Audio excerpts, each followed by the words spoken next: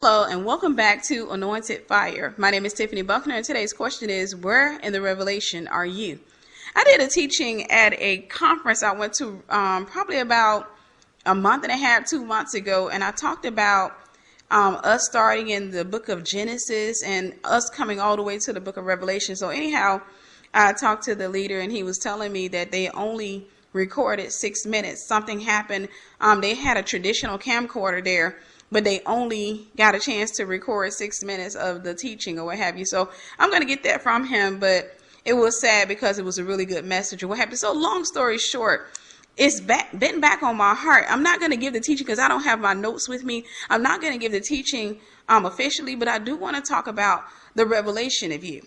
I'm not going to go to the Genesis or what have you. I do want to talk to you about the revelation of you. I want to tell you about this journey. One thing I've learned is that, okay, I want you to pay attention to this. Have you noticed that older people have a tendency to be a lot more calm? Like things that bother younger people don't necessarily bother older people. Have you noticed that? Have you noticed that, for example, you can see this young girl and she's stressing herself out. She's ready to ram her head up against a wall. And you can see an older woman who's dealing with 5 times more stress than she is. But that woman is so calm and collected. There is a reason for that. And the reason is it's called revelation. The older woman has had a revelation that the younger woman has not yet come to. Now, I'm not going to say that this is always the truth because we do know that there are some older people out there who have yet to even get past the genesis of themselves. They're still in their flesh. They're still in the fallen state. So you notice that, again, there are some women out there. You'll see this younger woman and she's just running around and everything is bothering her. She allows everything to put pressure on her. But you see this older woman and she just walks around and she's just singing, and you go to her and you say, you go to the younger woman, for example, and you say, hey, what's wrong? You seem to be a little stressed. And she's just like, oh, I'm just so tired. I got to go to work. And then I'm trying to do with these kids, their daddy ain't trying to help me. It's just a lot. You go to that older woman and she's over there singing and you say, so whatever happened to your son? Girl, they still trying to give him life. And, and my daughter, she just came home, found out the other day that she's pregnant. But you know what? God's got it. The difference between the two of them is that the older woman has a revelation. The older woman has a revelation. So this is the thing that I learned, is that instead of us stressing over life, what we need to try to do is to get to revelation in our youth. We need to try to get to the revelation of ourselves in our youth. We need to get to the place of revelation in regards to the word of God in our youth. You see, if we can get to revelation a whole lot faster, then we won't be so stressed out. We won't be losing our mind.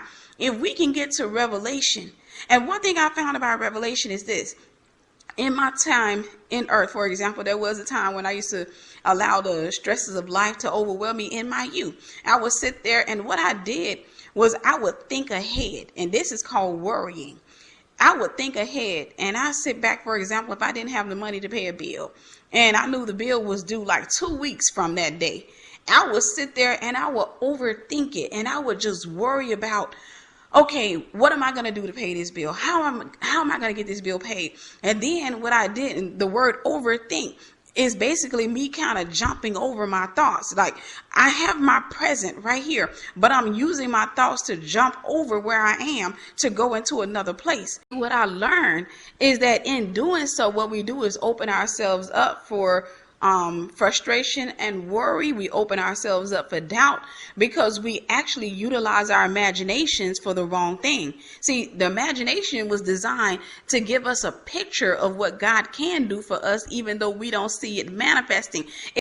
It allows us to have the faith that we need, because without imagination it would be hard to have faith. For example, if you couldn't imagine yourself in a brand new car, it would be hard to believe God for a brand new car. But the enemy likes to use our imagination to basically make us see ourselves in situations that we don't want to see ourselves in.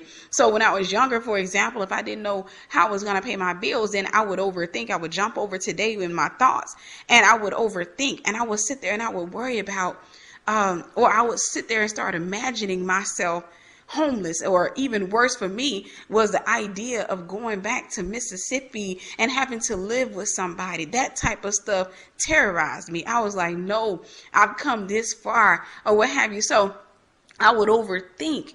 And I've learned that in life, when you do that type of stuff, you only hurt yourself, you hinder yourself, because a lot of people begin to retreat, not because the enemy is advancing and he is gaining ground on them, because they've allowed their minds to, in a sense, travel. And the enemy, he came and he lied to them, and he said, this is what I'm going to bring upon you. You notice that God gives us prophecy, but the enemy gives us worry. So we're sitting there and we hear God saying all these wonderful things that he's going to bring to pass in our lives. Well, the enemy does his little fake prophecy, and what he does is he puts it in our mind. This is what I'm going to bring to pass in your life.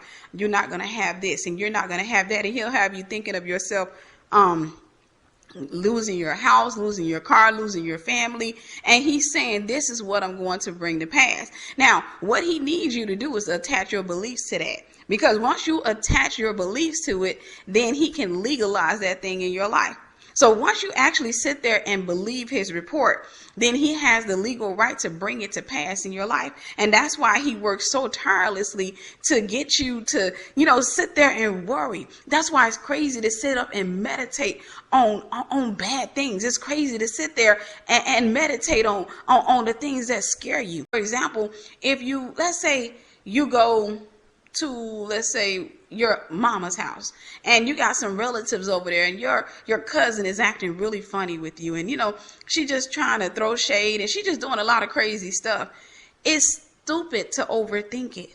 That means, listen, what I have to do is I pay attention, I notice, I discern, I remain calm, I remain kind, and I leave it at that. That's her problem. It is not my problem unless I make it mine. It is not my problem. Y'all got to hear that. It is not my problem unless I make it mine. Now, somebody comes over to me and they say, hey, your cousin, she doesn't really like you. And I'm just going to make up a name because I don't think I have a cousin named Cheryl. If I do, forgive me. But let's say they come and say, your cousin Cheryl says she don't like you. She says she think this about you and she think that about you. My thing is this: I need to address the person who's bearing the news. Like, why are you telling me this? I really don't care about that, because that is Cheryl's problem unless I make it mine. How Cheryl feels about me is not my problem. How Cheryl feels about me is hindering Cheryl. It's not hindering me unless I make it my problem. Now, if I allow the enemy to cause me to meditate on that, and I sit there and I think it and I overthink it, then what I'm going to start doing is worrying, because I'm going to start seeing things come to pass in my head that are not going to come to pass if I don't feed into it. So, all of a sudden in my head, I see Cheryl in my imagination. I see Cheryl confronting me at the family reunion.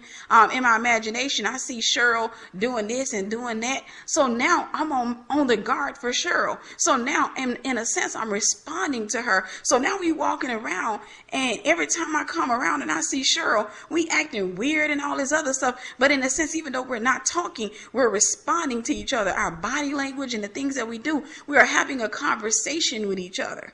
That's why it's crazy to worry. So wisdom would tell me, hey, listen, Cheryl don't like you. Leave it at that. That's all you need. Cheryl don't like you. From that point on, you pray, you let it go, and you fight that off of you, because there are going to be situations where some things, you try to get it off of you, you try to push it, and it's, you can tell it's warfare, because that thing will try to weigh on you. But I learned, if you get to the revelation of life, you get to the revelation of yourself, the war isn't about getting Cheryl to like you. The war isn't about going to Cheryl and saying, did I do something? That's not the war. That's an issue within Cheryl. What I need to do in that point is actually just continue on with my life and pay attention to how I respond. And at the same time, what I need to do is I need to make sure that I don't give Cheryl any opportunity. See, you don't give opportunity to the devil. I need to make sure I don't give Cheryl any opportunity, because I know what's lurking in the midst. So that's wisdom. And then I'll, be wise about it. Hey, if my mom called, and I haven't been to Mississippi in 10 years, guys, so this is just an example. But if my mom called and said, hey, listen, we're having to get together and all this at the house, my first question would be, is Cheryl going to be there? And I know if my mom is allowing her, and my mom says, yeah, she's coming. I told her, okay, well, y'all have fun. That's it. So wisdom is telling me, hey, listen, you might not want to go to this event because Cheryl is going to be there. That's just wisdom. Or, if you do go, you make sure you prayed up. You make sure that you're intentional about your thoughts, your steps, and all these other things. So what people think about you is not your problem unless you make it your problem. It's not your problem unless you make it your problem. That's the revelation that an older person has come to, that a lot of times a 20-year-old is still struggling to get. That's the revelation. A 20-year-old will go and they will make a big deal out of it. And next thing you know, they sitting in the house and they arguing. No, because I didn't say that about you. No, you just thought that on your own. And they sitting there and they're arguing with Cheryl. And listen up. When you're dealing with a contentious person, you're not going to win the argument even if you have the last word, because that's a conversation that continues to be had year after year. Even when they start smiling at you again and y'all seem to be cool, that's a conversation that you're going to continually have with them because they're contentious. See, the opposite of contentious is content. So if I come in the midst of a contentious person, I need to be content. So what's happening in the midst of that is the enemy is trying to get me into contention. Because listen, when we talk to people, I want you to pay attention. If I'm holding a conversation with you, my attitude or my tone is going to match your tone. We're going to talk about the same things. That's what a conversation looks like. You're not going to sit here and talk to me, for example, about politics. And I'm sitting here talking about, let's say if I had kids, I'm talking about my kids. I'm going to respond to you. So I want you to understand that when people come in contact with you, they are looking for a response. The revelation that the older person has gotten is this: respond to the conversation you want and not the conversation or the body language that they are having with you. Don't respond to that. I can't sit there and go toe to toe with Cheryl. What I have to do, if I see Cheryl and she's walking around the family reunion and she's acting silly, then what I do is I don't respond to that behavior. Do you understand what that does to Cheryl? It bothers her and it forces her to come outside of herself. It forces her, like, you got to come tell me your problem, because I'm not going to ask you. I'm not going to ask you, do you have a problem with me? I'm not going to do it. I'm going to sit there and ignore you and allow you to act as silly as you want to be and make yourself look like a 2-year-old. But at the end of the day, when Cheryl gets tired, Cheryl will sit there and she'll see me and I'll be like, hey, you need help with that? Hey, I can pick that up for you. I'm being kind. So what I'm doing is I'm forcing Cheryl to see that this is not working. I'm trying to have a conversation with this girl. I'm sitting here, my body language, my mannerisms, and all these things are having a conversation, but she's not responding to that conversation. And let me tell you why. It's because if I'm dealing with a 3-year-old, and the 3-year-old says, I want candy, and I got candy in my hand, and the mother says, no, she hasn't had dinner yet. I don't give her candy until she has dinner. Well, if the 3-year-old comes up to me and says, can I have that candy? And I say no. And they say, I want the candy, and they start acting up, and they fall all over the floor. What have we learned to do? I ignore the 3-year-old. Why? Because the conversation is basically ended. When her mother said that she can't have that candy, the conversation ended right there. So my thing is, I'm not going to pay attention to her. But if I sit there and get on her level and I say, no, your mama's sick, then that means there's something wrong with me. If I sit there, so you have to apply that same thing. So the question that I got to ask you is, where in the revelation are you? Where in the revelation are you? Are you still pointing outward, or have you started pointing inward? Maturity comes when you start pointing at yourself. Maturity comes when you start pointing at yourself, excuse me, guys. I remember I was married and I used to go to the Lord about my ex all the time while we were married. Like, I would sit there and I had real, accusations. I had real problems with him, things that were really wrong. And I would go to the Lord and I would show God, I would tell God all these things that were upsetting me about him. But God would turn around and give me revelation about myself. And it bothered me a little bit. I was just like, here I am, I'm telling you that he's done this. And you see, I'm doing the right thing. I'm being a good wife. But then all of a sudden the light come on me. And I'm like, okay, why are you revealing me? Why are you telling me that there's something wrong with me? Well, what God was basically saying is that, Tiffany, the issue is he has his issues, but why are his issues bothering you? There are some things that shouldn't bother you. He came home from work, so he didn't greet you. He didn't speak. Okay, so why does that bother you? So God began to shine a light on my pride. He started showing me I had pride issues. He started showing me. And then I sat back and I renounced pride. I said, God, okay, deliver me from pride. And I tell people to this day, that was the hardest, most painful deliverance I had ever gone through. Because it wasn't deliverance at the altar. This was deliverance that God was taking me through at home because I didn't have a church home. So I remember in the midst of it, like if he would do something, he would say something. And then the Lord would tell me, okay, don't respond. Don't say anything or say something kind. And I'm gritting my teeth. And here's the enemy, because the enemy is using the open door of that pride. The enemy's coming and he's saying, you know how to handle somebody like this. You know how to handle this conversation. You know how to turn around and flip this thing because you become a master at that. And see, you become good at something and God tells you to give it up. Then that's going to test your relationship with God. So I knew how to flip stuff. I knew how to, you couldn't win no argument. I'm a woman. And that's the thing about women. That's why we have to learn to be quiet, ladies, because in reality, it is very hard for a man to win an argument against a woman. Very hard. And I'm not trying to say that we're better. I am saying that God put a lot of things on the inside of us that can be perverted, and we can turn around and become masters. And that's why sometimes we have to learn to close our mouths, because we can actually emasculate a man. So here it is. God is telling me, be quiet. But the enemy is saying, what you're feeling right now, this anxiousness, this frustration, it could end. All you got to do is open your mouth. All you have to do is open your mouth and say what you want to say. And I'll never forget, I made up my mind. I'm going to go all the way through this deliverance. I'm going to go all the way through this, even though I don't understand what's going on right now. I'm going to go all the way through this deliverance because I want God's hand to really touch me. I want God to use me all the more. I don't want to continue to go in these cycles and circles. I just want to get up and start doing the right thing.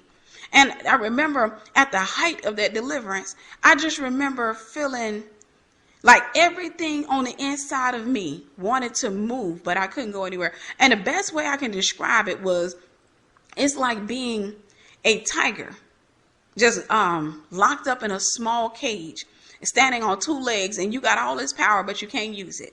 This is a little, we're not going to say a cage, I'll say a wall that you can normally push down, but because you're in an upright position, you can't push because you don't have the power of your hind legs. You don't have enough room to kind of shove yourself forward or what have you. And that's what I felt like. I felt like I was caged up. I felt like, like even though I got the might to actually deal with this situation, God is telling me you can't use that.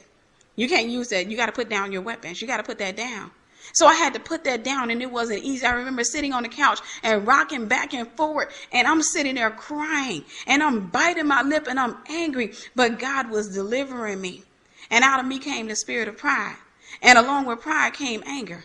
All of those things had to come out of me, but I had to resist them. The Bible says, submit yourself to God and resist the devil, and he will flee from you.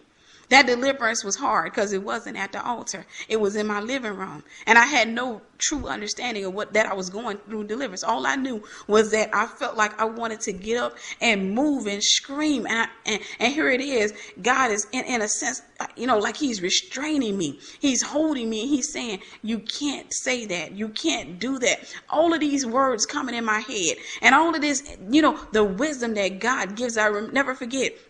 This man brought this revelation, and he said, have you noticed the Bible? In the Bible, God calls wisdom her. He says, notice in the Bible, God calls wisdom her. And I thought about it. I said, yeah, well, I'm going to tell you something that I've learned, that God places wisdom in a woman, and he places wisdom in men too, but he places a unique type of wisdom in a wife. And a woman has to get to that wisdom before God will adorn her with the crown of a wife. Because when a woman has wisdom, listen up. When God places something in somebody who he has placed lower than you, you have to humble yourself to get it. Did y'all get that? So he gave the man a head position. But in order for the husband to get to that wisdom, a lot of times, now God will give him instruction. He'll be led by the Holy Spirit and all that. And that's great. But sometimes God will turn around and put that answer in something or a creature that's lower than him. And he has to be able to humble himself to reach it. God places wisdom in some of the most unique places. For example, your enemy, somebody that you don't like, Somebody you sitting up there, and God done told us how to deal with people. He done told us to forgive and don't operate in strife and all this. And if you got contention with your brother, come bring it to him. God has told us how to do that. Well, that person that you can't stand sometimes has the key to your next level. So the only way you're going to get to that key is you have to humble yourself in order to reach it. If you don't humble yourself, you can't get to the key. So that's why some people will actually go years upon years in the same season. A season that should have lasted, for example, 4 months, end up lasting 10 years because they can't stand sister such and such over there, and they wouldn't humble themselves to go over there and just say, hey, listen, I apologize for what I did. I apologize for what I said, so that they can get that key. She doesn't have to forgive you in order for God to get the key out of her hand. God just needs you to humble yourself. Humility is going to take you very far. So again, where in the revelation are you? Where in the revelation are you? One of the things I've learned is that, again, whenever you go to God and you tell God about a problem you have, he turns on the light on the inside of you. So if you ever want to go far in this life, stop pointing outward and start pointing inward. A lot of times I hear people talking about their parents, for example. A lot of women say, hey, listen, I'm living with my mom. I'm 33 years old, living with my mom, and she got the Jezebel spirit, and she just walk around the house and she treats me like this. And in their mind, their mom is the problem. Well, listen, the mom is already a problem outside of them. Without them being in the house, she's already a problem. She needs deliverance. So the thing is, she needs to fall out of agreement with the enemy. So she's already a problem. So the thing is, they're trying to get their mother to the altar, and they're sitting there and they're talking about, all this warfare. But the reality is, no, you're 33 years old living with your mother. You are the problem. You need to be out on your own. And I know people say, well, everybody don't got it like that. Listen, we live in the good old United States of America, where you can actually get up on the internet and get a job. You can actually get up over here and go to school on a grant. You can do something with your life. You don't have to sit there in your mother's home. Regardless of what level of education you have, there's always something in the United States that you can do. There's always something. I often tell the story of when I moved back to the United States. Me and my ex were living in Germany. I lived in Germany with him for 6 months. And when we came back to the United States, we moved in with my mother. After it took a couple of months for us to get there, but we moved in with my mother. And that's because his job was going to be transferring him or transferring us to Florida. I think it was supposed to start initially February, but they moved it up to May or June or something like that. So we were going to have to stay with somebody for the first few months or what have you. So long story short, we finally settled upon staying with my mother. So we were in my mother's house, and he wasn't working, obviously, because his job hadn't started yet. And I think it was by that time, I think it was February. But he hadn't started working, and I'm just coming out of Germany, so I wasn't working. I was building websites, was still relatively new. I would charge $150 at that time for a 7-page website, and it was really hard to get orders. So I wasn't making that much money. So long story short, I'll never forget going to my mom's refrigerator. He felt bad, and I felt bad about not being able to contribute. So anyhow, going to my mother's refrigerator, and I think we had a few other relatives. I think my sister was still staying there. My brother was in the house. It was a house full of us. All my mama's kids in there. Then here it is, me and my ex, all of us staying in this house or what have you. And I don't think any of us were working. So it made me feel really bad. So anyhow, what happened was I decided that, I'm going to do something, because I'm going to the refrigerator and I'm opening it up, and the only thing you see in there is like a jar of mayonnaise or what have you, probably a little, half of a watermelon peel or something crazy. But, we would have a fully empty refrigerator. Oftentimes have nothing but condiments left in there. So long story short, I decided that I wanted to do something and quick. So I sat up there and I went on Craigslist. I started trying to figure out things that I can do. And I don't know how I got the idea, because I wasn't into writing so much back then. But I don't know how I came up with the idea to write articles. So I went on Craigslist, I think. And while I was on Craigslist, I saw this guy was advertising eHow articles. And he was saying basically, hey, listen, I need somebody to write eHow articles for me. And you guys have probably heard this testimony before.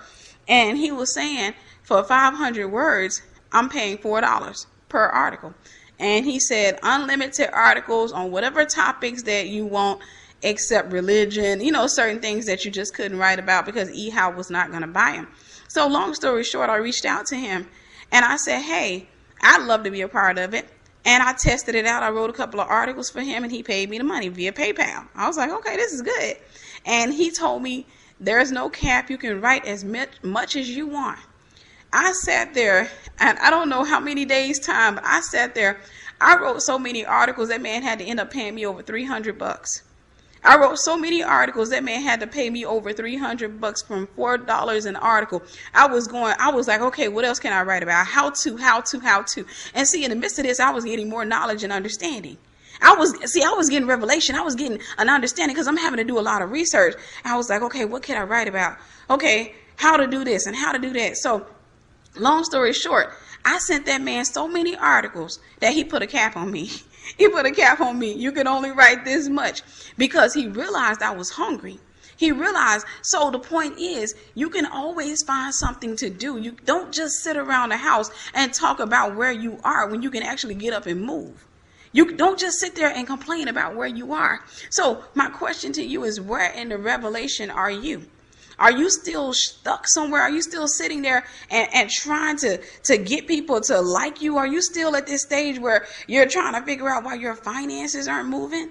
What is it? Where in the revelation are you? Are you still sitting there and mad at your children's father because he didn't stick with you? And now you're trying to call it something else because you don't really want to say, hey, listen, I'm mad at this dude because he left me with 2 kids. You don't want to call it this, so now you just say, no, I just can't stand him because he's sorry. He was sorry when you got with him. That ain't your problem with him. Your problem with him is that he didn't stick around.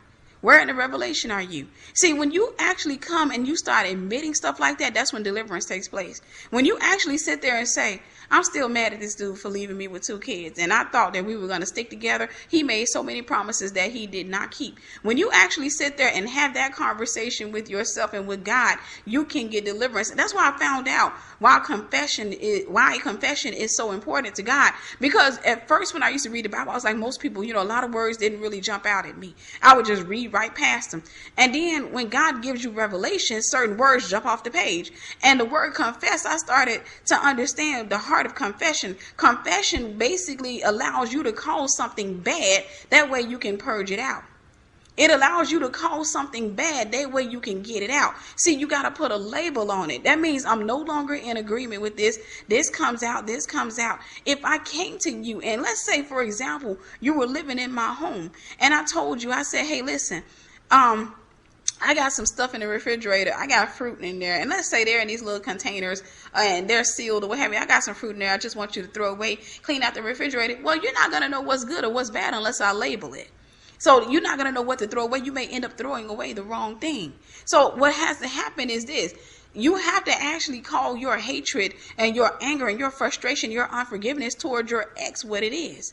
And when you don't call it what it is, you will justify it. And when you justify it, you open the door for the enemy to come into your life. And the enemy is able to deceive you, rob you, and do all kinds of crazy stuff to you. Why? Because you are actually in agreement with him. How can 2 walk together except they be agreed? You are actually in agreement with him. Where there is strife, there is every evil work. You are in agreement with him. So because you have strife, every evil work is taking place on the inside of you. You are a location. There's every evil work taking place on the inside of you, including jealousy. There's every evil work. That's why this man can't have somebody come into his life without you acting silly. That's why you sit there and try to justify being angry with him when you find out he got a new girlfriend and you talking about I don't have a problem with him moving on. But, my problem is this. He don't do nothing for his kids and now he over there and he taking her kids. No, you need to call that mess what it is. That's one thing I learned. You need to call it what it is. The revelation ain't for him, it's for you. Your revelation, you're sitting there trying to discern somebody. That revelation is for you. When you try to discern other people, God will turn the light on you. God said you need to remove the plank from your own eyes. When you're sitting there and you go up into church, for example, And people are walking in, and you over there like, that girl got the Jezebel. Guess where Jezebel hiding at? 9 times out of 10, Jezebel might be hiding in you. See, because you're too busy trying to discern everybody instead of going on a journey on the inside of yourself to find out what's wrong with you. And when you take this journey, I'm telling you, when you take this journey, you will find so much mess on the inside of you that it's going to really blow your mind. And you come to understand the parable of the talents. I want to talk to you real quick about that. You come to understand the parable of the talents. The parable of the talent, you have these different servants. I'm going to go ahead and read it to you from the English Standard Version. And this is Matthew 25:14 through 30. And it reads, "For it will be like a man going on a journey who called his servants and entrusted them his property. To one he gave 5 talents, to another 2, to another 1, to each according to his ability." Now, this is why I hate jealousy right here. He gives talents according to your ability. Then he went away. He who had received the 5 talents went at once and traded with them, and he made 5 talents more. Now, he out there doing something with his talents. So also he who had the 2 talents made 2 talents more. Again, even though he had less, he's not making excuses. He's going out there doing something for with his talents. But he who had received the 1 talent went and dug in the ground and hid his master's money. Now, after a long time, the master of those servants came and settled accounts with them. And he who had received the 5 talents came forward, bringing 5 talents more, saying, "Master, you delivered to me 5 talents. Here, I have made 5 talents more." Now, you can hear the joy in his voice. There's something about joy that lets you know where a person is. If somebody is always complaining or frustrated, that lets you know where they are. His master said to him, "Well done, good and faithful servant. You have been faithful over little. I will set you over much. Enter into the joy of your master." You come across some people now, I'm sorry I'm having to stop a few times, but you come across people who are always sad, always mad, so always angry. They're not in the joy of the Lord. There's a reason there. So anyhow, and he also who had the 2 talents came forward saying, "Master, you delivered to me 2 talents. Here, I have made 2 talents more." Now, here go this joy. He knows that even though I ain't got 5 talents like dude over here, I still went out there and did something with this. His master said to him, "Well done, good and faithful servant." Now, you notice this, good and faithful servant. You have been faithful over a little. I will set you over much. Enter into the joy of your master. Now, he just sat there and he's done for the master, so the master's allowing him to come into his joy. That kind of relates to the scripture. It says, if you give to a prophet, you receive a prophet's reward. Well, one of the rewards of the master's joy, when you give, when you do what God wants you to do, there is a joy. He also gives us sweet sleep. So when you come across people who are always frustrated, not getting any sleep, then that lets you know that there is something wrong on their end and not his. He also, who had received the 1 talent, came forward saying, "Master, I knew you to be a hard man." Now look at him. "Master, I knew you to be a hard man, reaping where you did not sow and gathering where you scattered no seed. I ain't seen you do nothing. You over here just collecting. You ain't doing nothing. So I was afraid, and I went and hid your talent in the ground." So here comes the accusation, and then here he comes. He casts himself as a victim. So, you always taking stuff that you ain't sown and all this other stuff. So I got scared. So I went over here and I hid your talent in the ground. Here, you have what is yours. But the master answered him, "You wicked and slothful servant. You knew that I reap where I have not sown and gather where I scattered no seed. Then you ought to have invested my money with the bankers, and at my coming, I should have received what was my own with interest." Now, we're going to go ahead and stop there. One of the things I wanted to bring to your attention is ground. In another translation, it talks about dirt. I want you to understand this. The dirt in us is our flesh. We are created out of dirt. The dirt in us is our flesh. So guess what? Your talents are actually buried under this dirt of your flesh. It's your flesh. It's your desires or things that you are chasing up behind. The people that you are chasing up behind. Your refusal to die is causing your talents to be buried. Now, you may be able to reach in there and pull out 1 or 2 talents because you didn't started serving God. And then we also understand that the gifts and the callings are without repentance. So you'll still see people operating in their gifts. But then there are some talents, there are some gifts that you're not going to tap into until you begin to completely surrender. Doesn't mean that the gift isn't in you. It just means that there's just too much dirt. You have buried your talent. So what we have to do is we have to allow the flesh to die. And when the flesh begins to die, we can actually tap into our inheritance. The inheritance of a father, traditionally, we didn't get, or people didn't get the inheritance of a father until the father died. When the father died, then you got the inheritance. Ironically enough, the way it is in the kingdom is that the child of the king must die. We got to die to ourselves. And once we die to ourselves, we're actually able to start tapping into our inheritance. But you're not going to tap into your inheritance if you keep justifying allowing your flesh to live. If you keep sitting back saying, I'm like this because I went through this. I'm like that because this happened to me. I'm like this, because listen, here's the thing. It's kind of like shopping. One of the things I had to learn about shopping, because I had a period in my time, a period in my life, probably just a couple of years ago, where I went on a shoe buying mission, and I just went nuts with it. Like every time I went to the store, I would see a pair of shoes that I wanted, and every time you look up, I just became addicted to buying shoes. And the thing I had to come to understand is that, Tiffany, you're gonna always, regardless of where you are, you're gonna always see shoes that you want. You're going to always see shoes that you want. So that just means that you got to learn to walk past the stuff that you want and say, I don't need it. Because sometimes you just don't need it. You don't need it. I ended up having over 200 pair of shoes because I was going into stores and I just couldn't pass shoes by. That was an issue. That was honestly an issue. Did the same thing with body sprays and perfume. I got a lifetime supply of body sprays and perfume. Why? Because I could not walk past something and not smell it. Then I smell it and then I want to get it. Well, this is the thing about life. You're going to always find problems if you shop for them. In life, if you go out there, you're going to always find something. Well, anytime you come in contact with humans, you're going to always find something. But the thing is, you shouldn't be looking for it, because if you're looking for it, you're going to find it. And if you find it, then what you're going to do is you're going to allow that thing to basically get you to justify being where you are. You don't need any justification. What you just need to do is go somewhere and die to yourself. You need to go somewhere and say, this is not good. You need to go somewhere and say, hey, listen, it's not the will of God for me to be walking around with this type of attitude. It's not the will of God for me to be frustrated. It's not the will of God for me to be broke. It's not the will of God for me to be sitting here dealing with lustful desires and I'm not married. It's not the will of God. So I'm not going to sit there and justify that mess. Instead, I sit there and I've learned to actually go looking for the things that would actually come after me to destroy my destiny. I've learned to not go around life and just, go and I'm having encounters and stuff like that and allowing myself to manifest all over the place and then go home and justify it, because the reality is, regardless of what happens in life, when I come home, I can actually tell you that the other person was wrong. I can actually tell you that, and I can be telling you the truth, and everybody else around can say that the person was wrong. But I had to come to understand that in life, you're going to come in contact with people who are wrong all the time.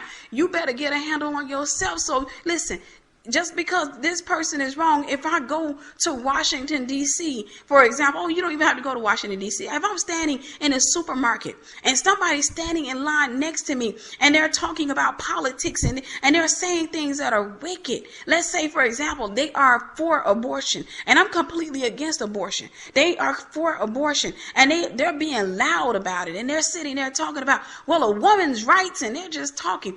Well, here's the thing. I can actually say that they're wrong. I can actually say, you know what, people like you are what's wrong with this earth. But it'd be silly for me to do that because there are too many people in this earth for me to argue with. So what I have to learn is if I'm standing in line, is to ignore this person over here. Don't pay them no attention. Don't give them the attention that they're designed. Keep on moving up in the line. When my time comes, look around, see if I can find some more lines that are shorter or what have you. And my thing is, I'll look for a cashier that seems to be wandering around a register, because she's afraid. I didn't learn to catch that because I used to work as a cashier back in my youth. I've learned to catch when a cashier is getting ready to open. A lot of times they'll try to sneak and open because they see that it's kind of busy. So I've learned to watch her. I'm not going to pay attention to this person. So if I'm contentious and I'm not content, I can actually listen to this person and I can get fired up. And now I'm over here arguing with this person, making a complete fool of myself. Next thing you know, we over here at the checkout line and we knocking candy over and we fighting. And for what? over a conversation that I could have avoided. So in life, you're going to always find that there are problems available. There are opportunities for you to get ticked off. There are opportunities everywhere for you to be offended. There are opportunities everywhere for you to bind yourself. But you don't allow the enemy to have that type of opportunity in your life. You got to learn to walk past that. So you can sit there and talk about all the things that you've gone through. But at the end of the day, what did you take from the experience? At the end of the day, have you gone through it, or are you still in it? At the end of the day, did you get some revelation from that?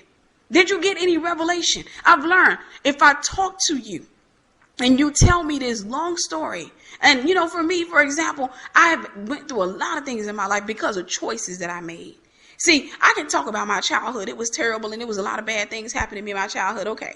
And, when I got launched out into the world, I didn't know love. There's a lot of things I didn't know. Okay, we get that. But at the end of the day, at some point, I have to take accountability for me.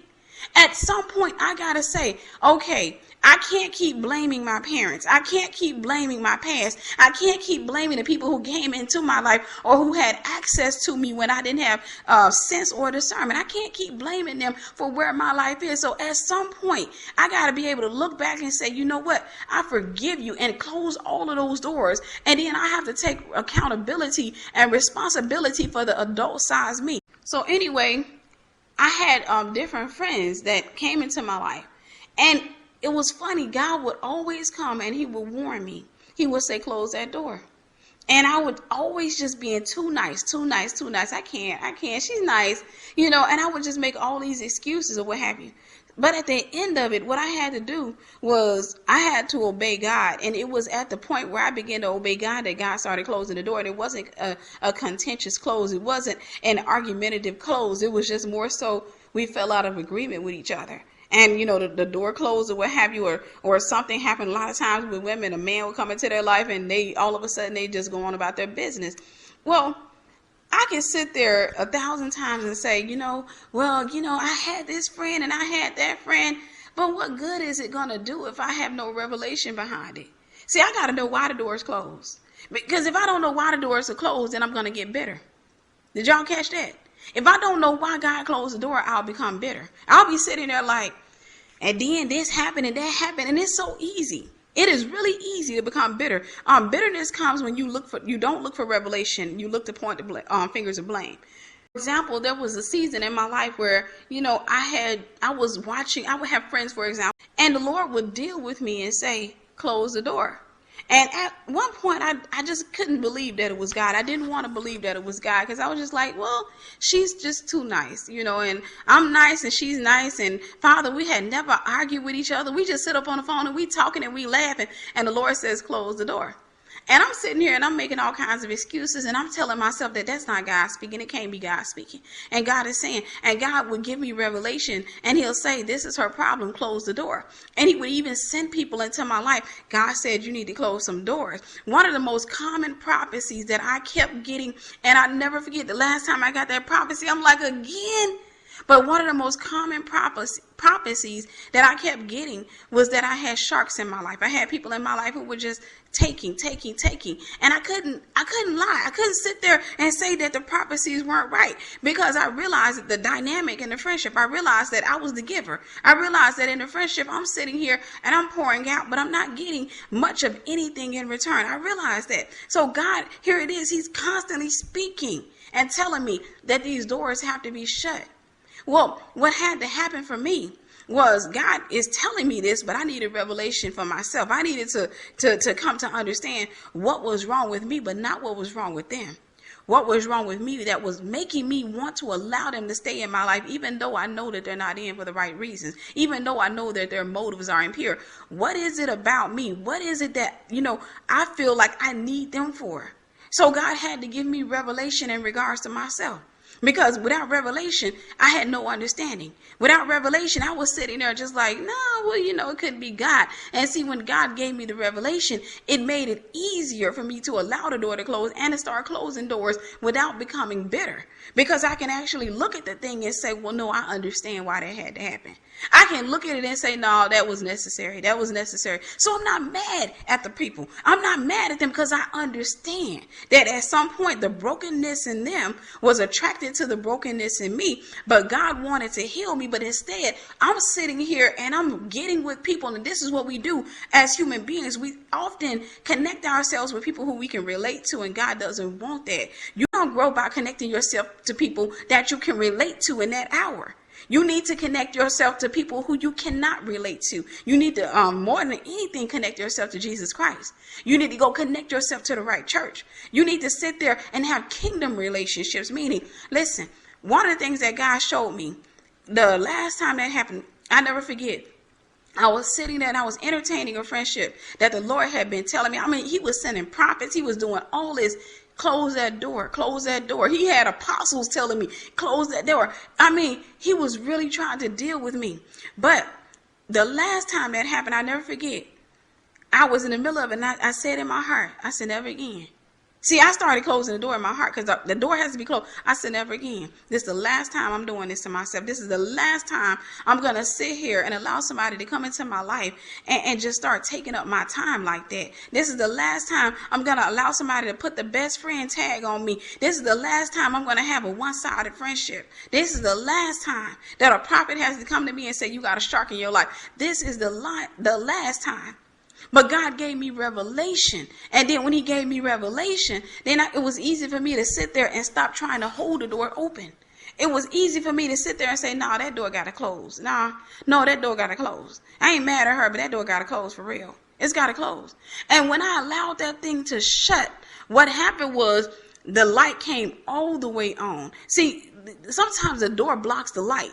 The light came all the way on, and God began to reveal more and more talents in me. And he also started revealing other things in me that was keeping those talents buried. See, he starts to reveal the flesh. And when he reveals the flesh, he's saying, you need to die at a whole new level. But in order for me to get delivered, guess what I had to do? I had to call stuff what it was. That's what I've learned to do. See, and I'm more calm in life right now. I had to sit there and call worry and fear. I had to call him by his name so I could be delivered from him. I had to call it by his name. So back to the point I was making. I can't sit there and point the fingers and say, all of these people came into my life and they just did me so wrong or what have you. That means I have not gotten the revelation yet. God told me, he said, you haven't gotten the revelation until you find yourself in a problem. Every problem ends with you. Every problem ends with you. If you walk up to me and I'm in the supermarket. Now, if I'm standing in the supermarket, you walk up to me, you just crazy out of your mind or what have you. You walk up to me and you just slap me or what have you. Then, hey, listen, yeah, you are a problem and all this other stuff, but I need to pay attention to how I respond to it. I need to pay attention to what I feel. Now, if I sit up here and, if I'm sitting up here and the first thing I do is, I think it's given most people are going to fight back. But if I sit up here and not only do I fight back, but I'm taking your head. I'm taking you all down the conveyor belt. I'm kicking you all in the face and I'm doing all that. That's the spirit of murder. There's some stuff there. Some rejection, some hurt, some abandonment issues. It's some stuff on the inside of me that's manifesting. So we need to find out where in the revelation we are. We need to find these things out. We got to get to the point where we can look at ourselves and say, I'm the problem until I learn to be the solution. I'm the problem until I learn to be the solution.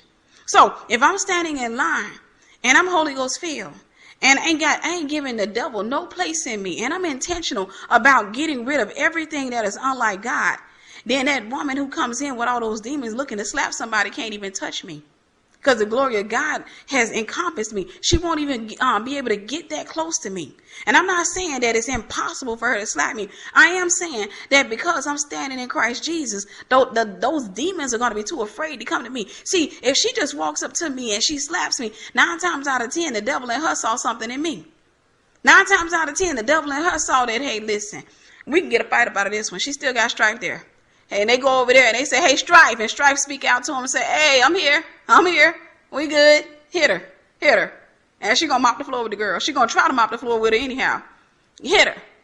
So that's the thing. You got to find where in the revelation are you.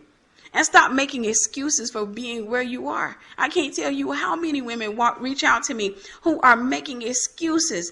And, the thing I love about ministry is that sometimes somebody can be writing a message to you And when they're typing it out, and this is why I encourage you to type stuff out, not to me, but, type stuff out to yourself.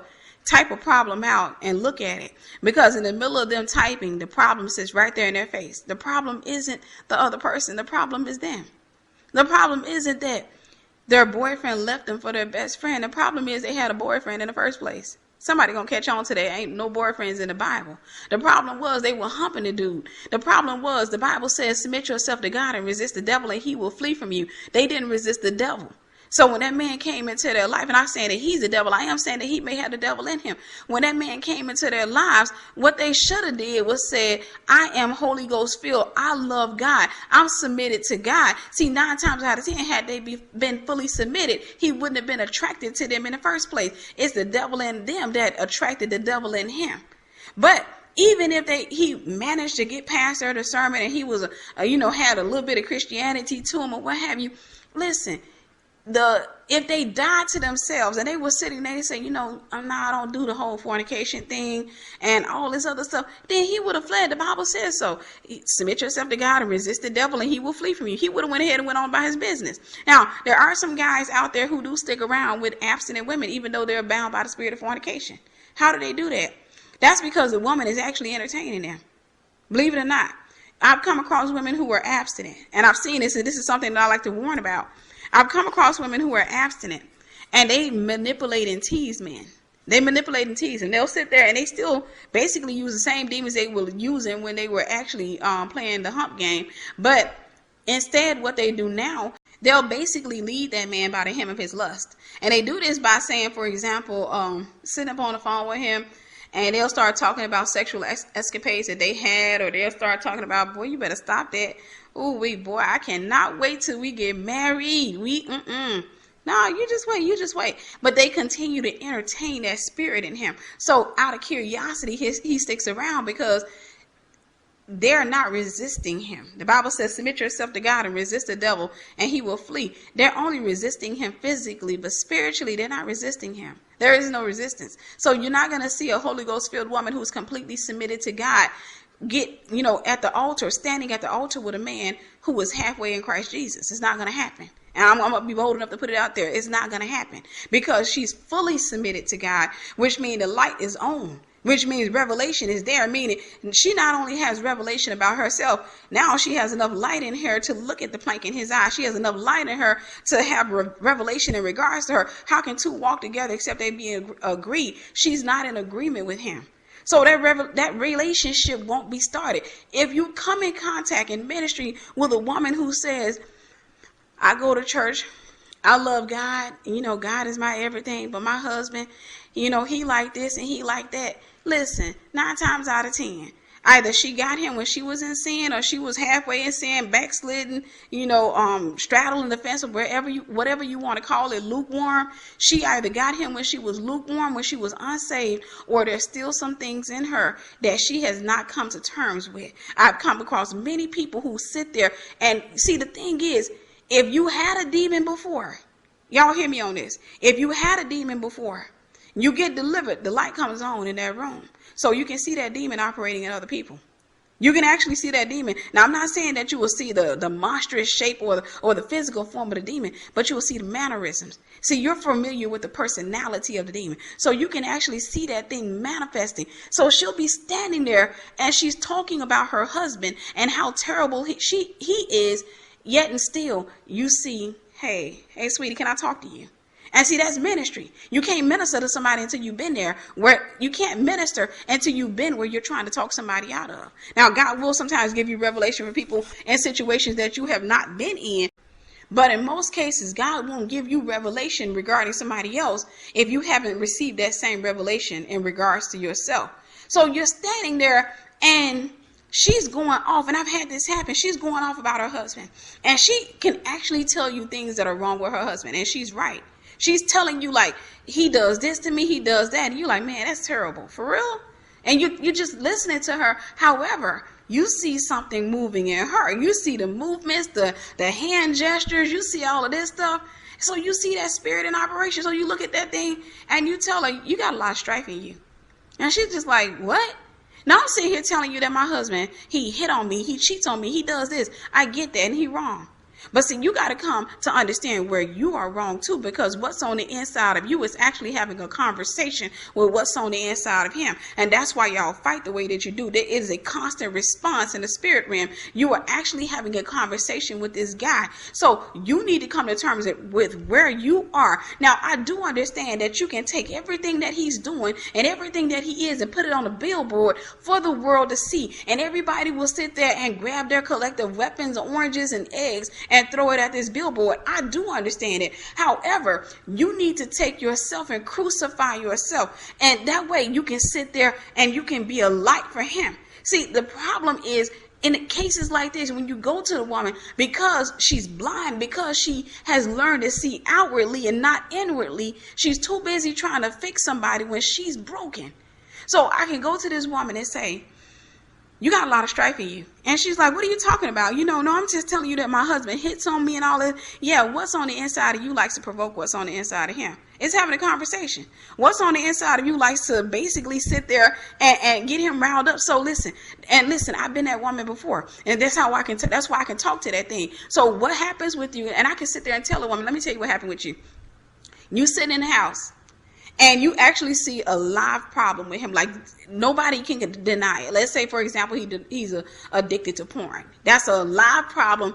It's wide open. You can't deny that it's a problem. You can see that, right? But you don't even realize that you got a problem too. You don't realize that you coming in the bedroom and you trying to bring certain things into the bedroom is opening your bedroom up for the spirit of perversion. But some people, you don't want to talk about that thing. You don't realize that that same demon that he's wrestling with when he's watching porn is the same demon you bringing in the bedroom. You don't realize that when you come up in there and you put your purple wig on and you say, call me Tasha, you're releasing a spirit of perversion. You don't realize that you're doing these type of things. So you're sitting there having this conversation with this woman and you're telling her, listen, you got some strife in you.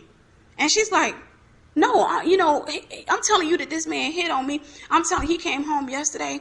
So, okay, tell me the story. What happened? He came home late yesterday, right? Okay, he wrong. He got off at 11 o'clock. He came home at 2. Okay, he wrong. He came home at 11 o'clock yesterday. So I came up and I was like, where have you been? Because I pretty much know. Now, see, she don't even realize it. Now she's talking. She's letting out the problem. I pretty much know where he was. I know he was over at his girl's house and all this other stuff because he didn't cheated with me before. And I caught him over there the other day. So, I'm sitting there and I'm talking and I started asking, girl, we got into an argument. It takes how many people to argue? It takes 2 people to argue. Okay, so you sitting there arguing with him. And the next thing you know, he hauled off and hit me. Okay, so what did you say? Now, girl, I just told him I'm getting tired of his stupid self because look, he is wrong. He is wrong. He shouldn't have did this. Listen, he's a problem. We get that. He's a problem, but you're a problem too. You're a problem too. See, first and foremost, listen, when it comes to, relationships, this is why I really don't touch relationships too much with married couples. For the married couples, y'all forgive me. I love you. I don't touch it too much. And I kind of feel like, right now, I just need to stick with the singles and God to have me dealing with the marriage at some point. But I may speak to marriage some, but I don't speak to a lot. But this is one of the things one of the revelations that God gave me in the midst of ministering at one time. I was ministering to a woman, and I've told this testimony before. I was ministering to a woman who was, talking about her husband was cheating on her or what have you. She had the evidence. She knew he was cheating and all this other stuff. Well, this woman wanted to call me every day with the problem. She wanted to call me every day with the problem. And one day, the Lord, in all his wisdom, basically told me to just tell her, hey, listen, walk out the door. You got the right to leave. Just get out the door. Well, and she just started going off. No, that ain't of God. I'm not going to leave my husband. And I don't believe God. Because, she was telling me that she had spoken with other ministers. And every minister basically took the same route I took. Every minister, basically sat up and listened to her, and they just sat back and, eventually they said, hey, listen, get out. And she was like, no. I'm not trying to leave my husband. That ain't of God. God don't like a divorce and all this other stuff. And I had to sit there and tell this woman, I said, listen, here's the issue here. We've already established he's a cheater. God won't go against a person's will. This is a decision he made. He decided he wanted to cheat. Now, God will deal with his heart and try to get him to stop. But at the end of the day, God won't stop him. God won't go against, the guy's will. So You've already established that he's a cheater, right? And she's like, yeah. I said, okay. At the end of the day, now the ball is in your court. You have to make a decision. Do I want to stay with the cheater or leave the cheater? Because the cheater wants to be the cheater. Do I want to stay with the cheater or do I want to leave the cheater? If you're going to stay, then you got to stop complaining. If you're going to stay, and I'm not against you staying. I'm not going to critique you at all. I admire your strength. But you got to stop complaining. You got to stop coming in and talking about it. You got to stop.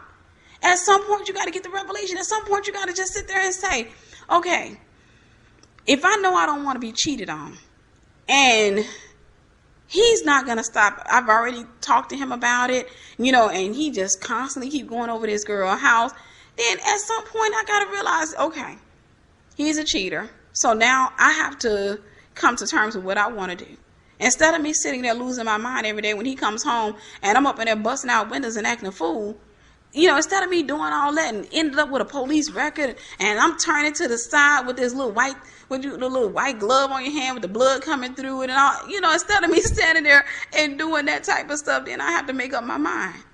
The revelation is the problem is you. That's the revelation. That's why a lot of older people are calm. The revelation is the problem is you until you become a solution. That's the revelation. In every situation, the revelation always comes right back to you. It always, you sit back and you talk about on your job. I like to come back to this because it's something I see commonly, or it's something I hear commonly. You talk about on your job, you got this boss that don't like you, and your boss is trying to sabotage your job, and she writes you up for every little thing. And every time you look around, she speaks to everybody but you, and she picking with you. I get it. That's common in the workplace. That is one of the most common stories that you're going to hear. But the problem is, it's not so much as her. She was already a problem before you came in. But the thing is, what type of solution are you going to be in the midst of that problem? The problem isn't what she's doing. She's the problem. So what I have to do in the midst of this woman is I got to stand there and treat her right and use policies, use the correct policies. Okay, listen, I'm going to go over her head. I'm going to sit here and I'm just going to document every incident, and then I'm going to go over her head. I'm going to sit there and I'm going to go and say, okay, on Saturday, May 5th, this happened. Then on Tuesday, May 18th, this happened. I'm going to document it, and then I'll go, and once I get enough in my little document, I go and I sit down, and I say, hey, listen, I go over her head instead of me responding to her. So if you're sitting there, you're talking about, girl, I'm just stressed out. Here's the problem. You're allowing the spirit of fear to come in. You're allowing the spirit of worry to come in, because what are you doing again? You are overthinking. You are going over today, and you're thinking about the potential power you believe she has. You believe that if she continues to do what she does, that you're going to lose your job. Listen, if she got that type of power, then you need to lose a job. Did y'all hear that? If she got that type of power where she can walk up into the office, if your boss ain't got no discernment, then listen, then maybe God is delivering you from Egypt and getting ready to take you into a better place. Why complain? That's one of the revelations God gave me when I was married. He said, Tiffany, you win the fight by losing. You win the fight. See, pride make you think you got to go toe to toe. Pride make you think you got to get the last word. Pride make you think that you got to prove your point. Pride to have you sitting up in a room. Listen to the women. Pride to have you sitting up in a room thinking and thinking and thinking of a conversation. And you will actually get the right words together. I'm telling you, you will have the perfect words together. You sitting up over there like, I got all the evidence, like we've been arguing about this thing. I got everything I need to convince him right now. I got everything, like I got irrefutable stuff. And then you got this nice little loving speech that you want to give. You rehearse it in your mind, and in your head, it goes so smoothly. It's just so pretty and all that other stuff. And you walk out of the room and you go over there, and it ain't even 2 minutes into the conversation, and it went to a completely different direction. And now y'all flipping out. He over there acting crazy, grabbing his keys, and you over there crying. And you ain't so much as mad that he grabbing his keys. You mad that the conversation didn't go the way that you wanted it to go in your head. You're mad at that. The revelation that you were having in that room wasn't for him. It was for you. The revelation is this. Leave it alone. That's the revelation. Leave it alone. Some things you don't fight it out. You got to lose that fight. Listen, sometimes you just got to let him have his way. But you actually have to lose a fight sometimes to win it, because in losing, that's humbling yourself. And see, when you humble yourself and you go to God and you say, God, even though I know I'm right, even though I know this, I put this in your hands, then God can deal with it. But when you go to God and say, and he did this and he did that, that spirit of accusation will make God give you revelation in regards to yourself. He will turn on the lights in regards to you and show you what's wrong with you. While you over here trying to talk about your husband, yes, he's wrong. Yes, he did that. Yes, he did that. But you got some pride issues. You got some strife issues. You got some rejection issues. There's a fear there. You fear losing a man. And you're not supposed to be married and dealing with that type of fear. You're not supposed to be dealing with that. So you got a lot of issues going on within yourself. And what's on the inside of him is having a conversation with what's on the inside of you. And so now you're in the room and you're trying to hold a conversation with God. And he's like, okay, let's turn on lights on the inside of you. And you up in there talking about some, wait. Not me. Not me, because I got it together. Not me. Because when he came home, see, here it was, God. I was home all day today. And I was planning this great thing. Like when he come home from work, I got it planned. You know, I'm going to have the food cooked. I'm going to make sure the ambience in the house is so peaceful and loving. I got this soft music playing. You know, I didn't pray it all up in this house of food. I mean, I cooked his favorite meal. I done got my hair done. I'm walking around the house and I'm looking good. I got this thing down packed. Like I got it played out in my head. You know, as to how it's supposed to, play out. He's supposed to come home and be like, woo, girl. And he's supposed to go on and on about how I look. And then we get on into the house and then the atmosphere is getting him. Then he come up in there and see his favorite food. And everything's supposed to go great. And the night's going to end with us sitting in a room with nice soft music playing with a little, bubble bath. And it's supposed to end that way. And then he comes into the house. And instead, he walk up in there. And dude frustrated, he don't even notice the ambience because he coming with a whole different atmosphere. He coming through that door and you like, I know he ain't coming up in here like that. Now he comes up in there mad because of some stuff that happened to him in the workplace. And instead of you sitting there and trying to calm him down, you're mad at him because your plans have been foiled. Instead of you sitting there and saying, wait, this is a perfect opportunity for me to minister to my husband. This is the perfect opportunity. And I'm telling you because I made the mistake. I remember my ex came home one time and I was all in my flesh and the Lord had to deal with me. The problem wasn't so much as him, it was me. He came home, he didn't speak. And I thought about it. The devil said, hey, Tiff, that's like the third day he came home and did that. And I went straight off like, this is the third time you came up in this house. And I spoke to you, you walking up and through this house. But the Lord had to deal with me. He wasn't the problem. He was having problems, but he wasn't the problem. It was me. I was tearing down the marriage with my own hands. The problem was me. So I can sit there and tell you 1,000 problems that people had that were in my life at some point. But I have not gotten past them until I can tell you the problem was me. I can't sit there and tell you that, for example, oh yeah, so I was married and, all of these bad things happened to me. And you say, what did you do? I was a wonderful wife. And, I cooked, I cleaned, and I did all of these wonderful things. That means that, listen, if a woman talks like that, any man who's thinking about courting her needs to actually have a whole different thought. He needs to think again and go somewhere else because that woman has not gotten revelation yet. Anytime you come across somebody who, for example, they can tell you about friendships that ended, relationships that ended, and everything is pointed at the other person. They have not yet gotten a revelation. That person is not delivered. They are dealing with unforgiveness. They're dealing with some things. The revelation comes in when you can actually find you in the problem, when you can locate yourself. So I can sit there and say, yeah, this happened and that happened, and it's true. And it was bad, and it warranted divorce in some cases. But the thing is, I can honestly say that God taught me to track back to Tiffany, to go and look at what Tiffany did wrong. Because when I learned what I did wrong, when I was able to put a label on this and say, that's pride, I was able to sit there and reject pride. When I was able to put a label on this and say that's rejection, I was able to start fighting rejection out of my life. And not saying the minute you put a label on it that you can kick it out. It means you can actually effectively war with the thing. Because some stuff going to try to stay in your life. Some stuff is going to have a justification to stay in your life until you get enough understanding to kick it out. But at least I got a label on it. At least I can sit there and say that's rejection. So instead of me sabotaging new relationships, I come to realize, hey, this is a pattern in my life. This is one of the things I often teach on Periscope. For those of you who follow me on Periscope, you're familiar with this. If you're not, I encourage you to follow me. But one of the things I often teach about on Periscope is basically doing, self-evaluation, track back. You go back and you look for yourself in the problem. You look for yourself. That's when you get the revelation of you. And see, I can actually locate demonic spirits that are in operation by sitting back looking for patterns. Look for patterns in relationships. I had to look at that. I had to look at patterns in the relationships that I had. I had to look for that kind of stuff. When you start identifying patterns, you've actually identified systems. Because that's all a pattern is a system playing out. So I sat back and I was able to identify patterns and relationships. And that let me know there were some things that needed to be torn down in my life.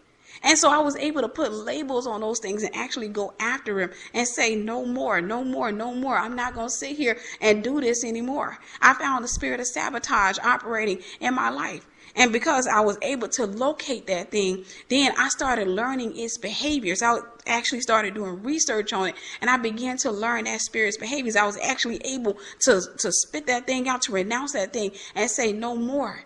No more. This is a pattern. The spirit of sabotage, a lot of spirits like to develop systems in your life. They like to develop systems, and these systems are just patterns of behavior that constantly keep playing out. You end up in friendships that last. All of your friendships last for about 3 years. All of your friendships end the same way. For example, you heard me say I had friends that would come into my life and our friendships would end the minute they got in relationships with men. What the revelation God gave me in regards to that was that, hey, listen, y'all are two single women who just didn't want to be single. So that's just call it what it is. Instead of you sitting there and enjoying your time in Christ Jesus and spending time with him, you allow somebody to come up and occupy that space because you didn't want to be alone. So now you let this girl call you up on the phone every single day of the week for several hours a day because she's lonely. So y'all developed a codependency. The problem was you're sitting here and you're allowing this because of your own issues. So when I sat back and I looked at that, when I was in that last friendship and God had really delivered me in the midst of that friendship, I said, never again. I was in that friendship saying in my head, never again. I talked to a friend of mine today, and me and this girl, we've been friends for, I think we were friends 2007. So we've been friends for 10 years now. And we were talking about like the friendships that ended. And I saw patterns. I was able to identify why those friendships ended. And I told her, I said, look, it ended because they wanted too much of my time. For real. I'm like, you and I, we talk ever so often. I talk to you probably once a month or what have you. And it's not a big deal. But we talk and we're able to catch up. We can get on the phone and talk for hours at a time, and we're catching up on what's going on. However, these other people, it was like, I had to talk to you every day. And I said, God had to give me a scripture, draw your foot from your neighbor's house unless he get weary and he grow weary of you and hate you. He gave me a scripture when I was dealing with that stuff. Like, this is the reason why you're getting frustrated. Like I'm like, my phone is ringing again. Hello. Hey, girl. So I know what color your wig is, even though you don't live in my state. I know what you're doing. I know, okay, your breathing sounds a little labored. I should not be familiarized with your breathing like that. But the thing is, I started to learn that this was a pattern in my life, that I would allow people to come in, and then what they would do is they would find a need in my life, and they realize, hey, listen, she over there, she ain't got nobody to talk to. So, she wants somebody to talk to, which is human nature. So she just sitting back and they use that little void, and they come in and they call me up on the phone. I wouldn't call them, but they would call me up on the phone every day. Every single day, call me up on the phone and want to talk for hours at a time. And I allowed it. I allowed it because of a codependency within myself.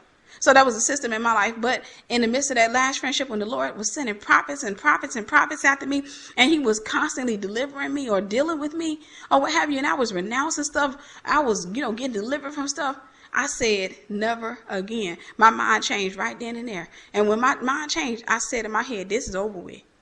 See, if I'm sitting back, because I hear people all the time say, I got a friend in my life and God's been really dealing with me about that person. And God's been telling me that this woman don't really care for me. God's been telling me this. God's been telling me that.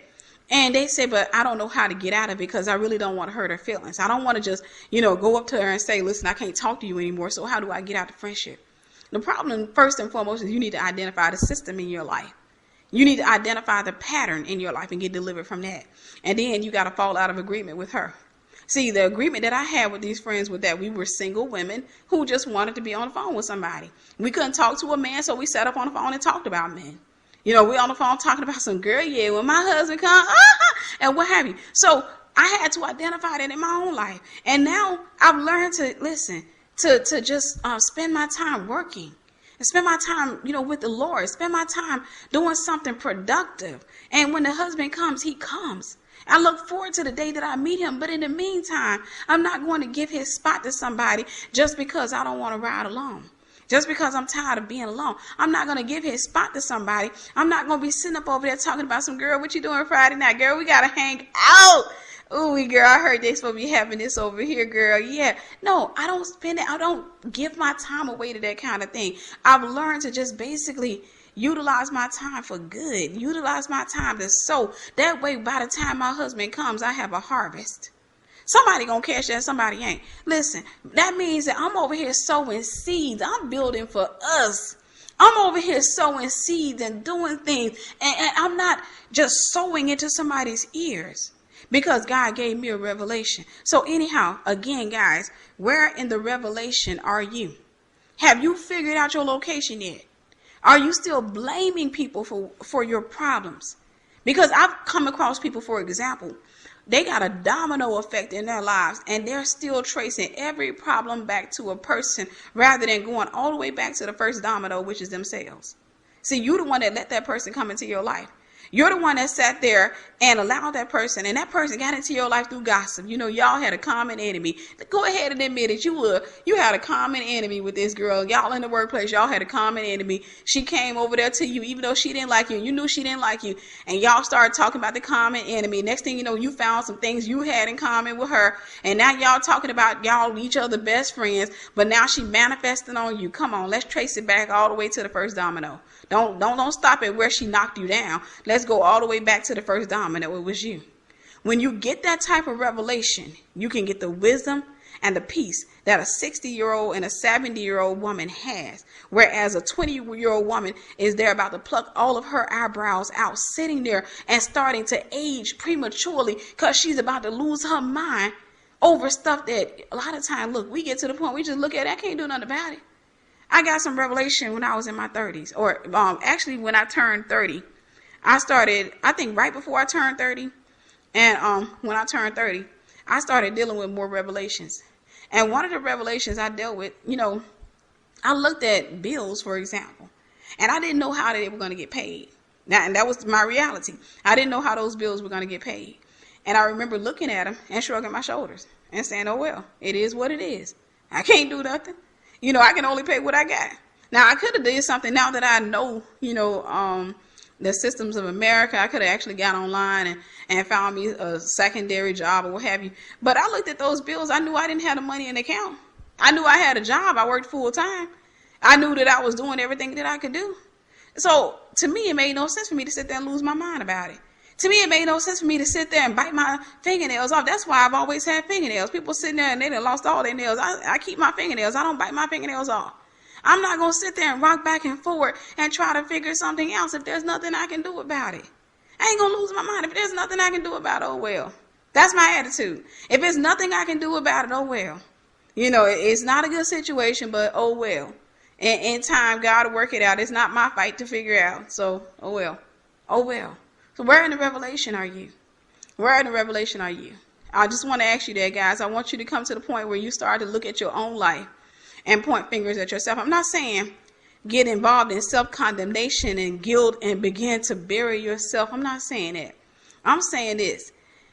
Look at where you are and determine where you want to be. Create a mental map and look at where the path that you're taking and ask yourself, is this path going to get me to where I really want to be? And be honest with yourself, because the devil will tell you yes.